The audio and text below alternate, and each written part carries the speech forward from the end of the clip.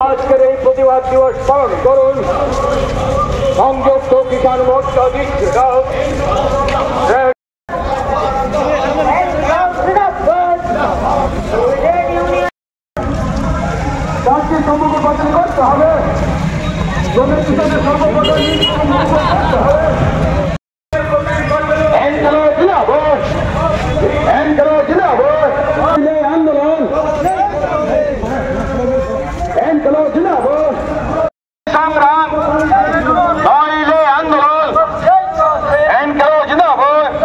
উত্তর জেলার ধর্মনগরে যখন এই মিছিল নিয়ে পুলিশের সামনে এগিয়ে আসছিলেন অফিসটিলা এসডিএম অফিসের নিচে অতর্কিতে বিজেপি গুন্ডারা আক্রমণ করে আমাদের শ্রমিক নেতা অমিতাভ দত্ত এবং কৃষক নেতা রতন রায় সহ প্রায় 10 থেকে 12 জনরে সিরিয়াসলি ইনজিওর্ড করেছে, তাদেরকে হাসপাতালে নিয়েছে।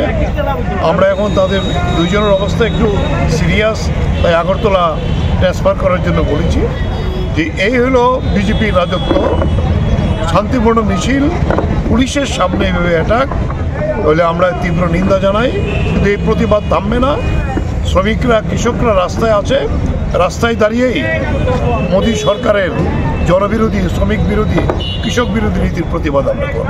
এই যে মূল দাবিগুলো ছিল এই দাবি একটাও মানেনি, উপরন্তু 4টি শ্রম কোড পরে 29টি যে শ্রম আইন তাকে বাতিল করে দিয়েছে। কৃষকদের ন্যূনতম ফসলের দাম পর্যায় মকুব নেই, ফলে হাজার হাজার কৃষক আত্মহত্যা করতে হচ্ছে। শ্রমিকদের আজকে কোনো গ্যারান্টি নেই।